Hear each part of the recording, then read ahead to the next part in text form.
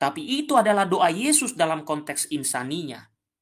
Nah, sebelum saya berikan di atas yang menjadi tamu, saya putar lagi syahadat ya, Katolik. Ini berlaku kepada Anda yang mengatakan tadi Yesus bersyahadat di Yohanes 17 ayat 3. Berlaku untuk Anda, syahadat Katolik itu ada.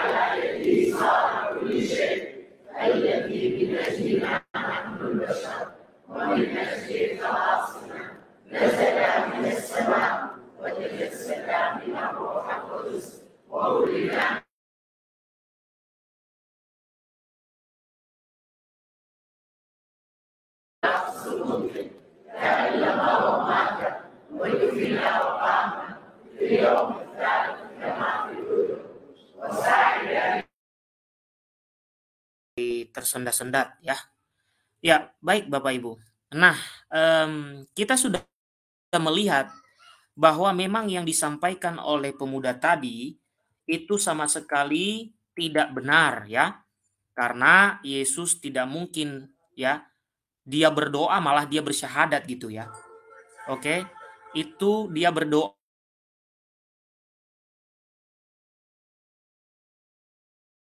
ya, terpencet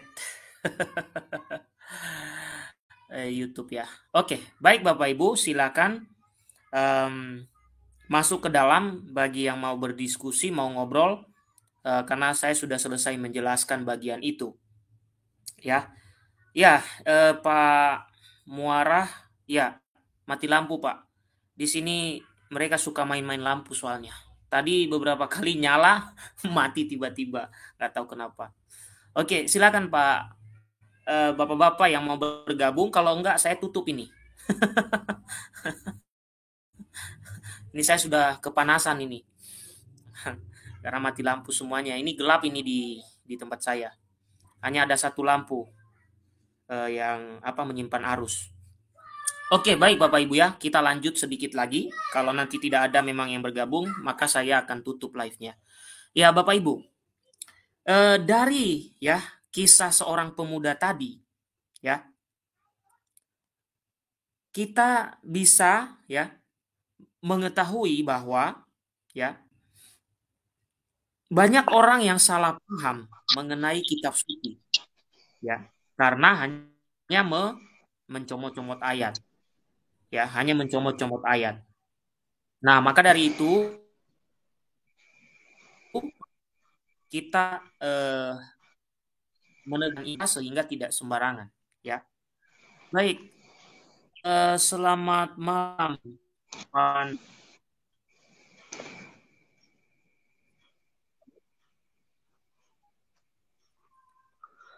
Apakah saya yang tidak? Salve, bro Katsu. Salve.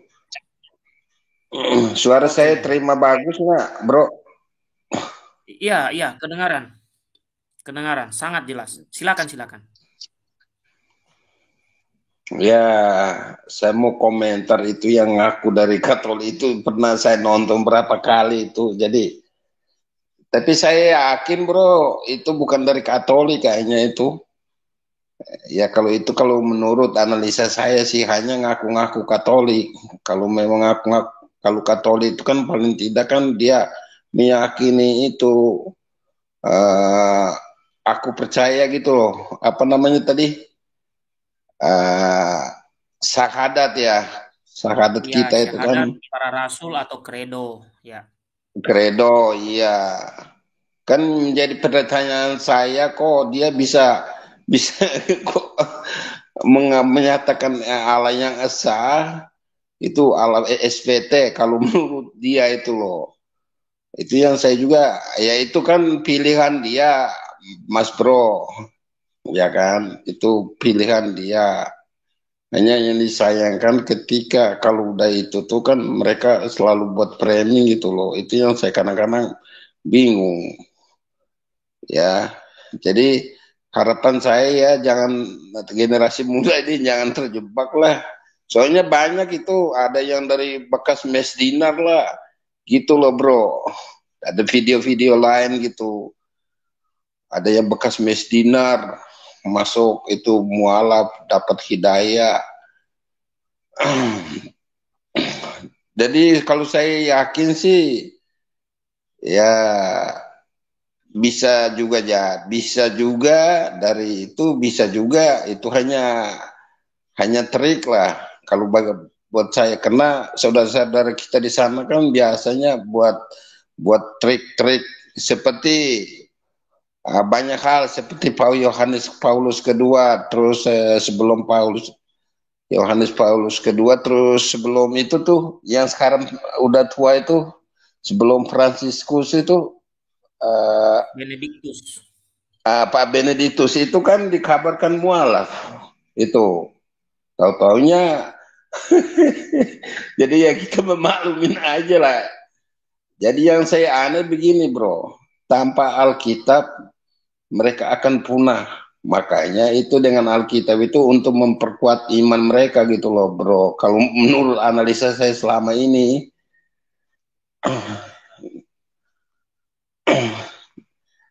pertanyaan maksud saya begini, ya mereka kan mengatakan Al-Quran paling sempurna. Ya mereka dalamin aja Quran. Kenapa di setiap dia di masjid-masjid kok mereka selalu bahas Alkitab, Pak? Dari situlah saya mengambil kesimpulan bahwa Alkitab ini berguna bagi mereka untuk memperkuat iman mereka karena iman mereka lemah gitu loh, Bro Katsu. Itu kalau menurut analisa saya gitu.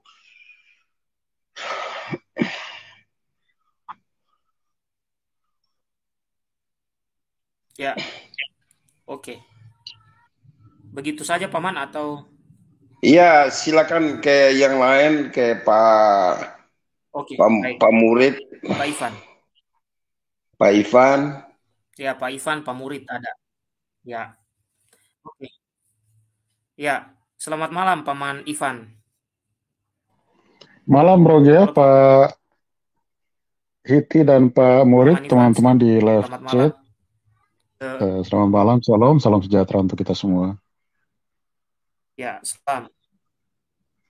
Ya, Paman. Paman tadi lihat video dari awal kan yang saya putar itu atau saya putarkan lagi? Enggak, saya ikuti dari awal tadi. Halo? Oke, baik. Silakan Paman, silakan. Ya, ya Bro ya, Iya, mungkin bisa iya tampilkan Paman. kembali. Paman. Ya, mungkin bisa tampilkan kembali Yohanes 17 ayat 3 kayak yang tadi diindikasikan sebagai syahadat itu kan.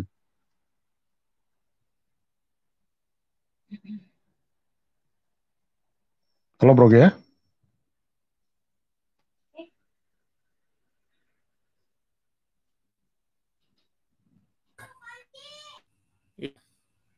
Ya, Bro ya bisa tampilkan ayatnya itu kah Bro? Atau suara saya yang tidak kedengaran?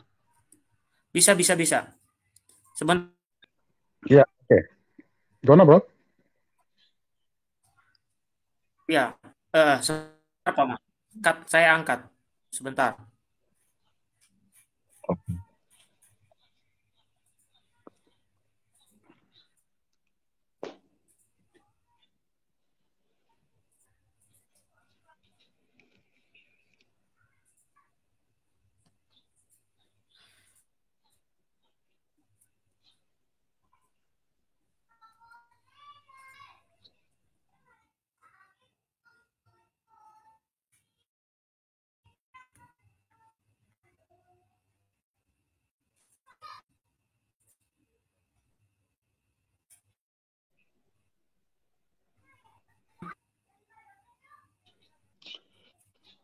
Oke, saya Ya, coba, silakan.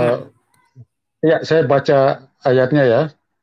Oke, inilah hidup yang kekal itu, yaitu bahwa mereka mengenal Engkau, satu-satunya Allah yang benar, dan mengenal Yesus Kristus yang telah Engkau utus. Jadi berdasarkan ayat ini kan mau dibangun konstruksi ya, bahwa ada semacam suatu pengakuan akan satu-satunya Allah, dan kemudian Kristus adalah utusan, kan seperti itu. Jadi mau dipadankan dengan apa yang mereka uh, yakini. Jadi seolah-olah bahwa ini uh, sejajar atau paralel dengan syahadat yang mereka imani. Nah, kemudian Bro Gia, kita akan coba mendalami maksud daripada Yohanes 17 ayat 3 ini dengan mungkin Bro Gia buka lagi 1 Yohanes 5 ayat 20.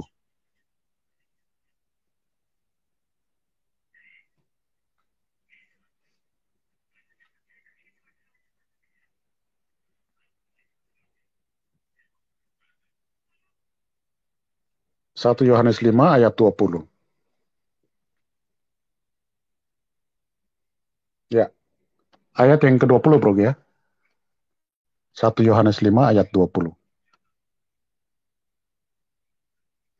Oke, kita lihat. Nah, jadi penulis yang sama ya Bro ya. Injil Yohanes ditulis oleh Rasul Yohanes dan surat ini juga ditulis oleh Rasul Yohanes. Dan kalau kita lihat ayat 20 ini merupakan kelanjutan daripada yang tadi kita baca itu. Kita melihat ada penjelasan yang menarik di sini. Akan tetapi kita tahu bahwa anak Allah telah datang dan telah memberikan, mengaruniakan pengertian kepada kita supaya kita mengenal yang benar. Dan kita ada di dalam yang benar, di dalam anaknya, Yesus Kristus. Dia adalah Allah yang benar dan hidup yang kekal. Saya kira ini sudah merupakan jawaban ya, Bro ya, bahwa penulis yang sama mau mengatakan bahwa untuk mengetahui Allah yang benar itu, itulah Kristus.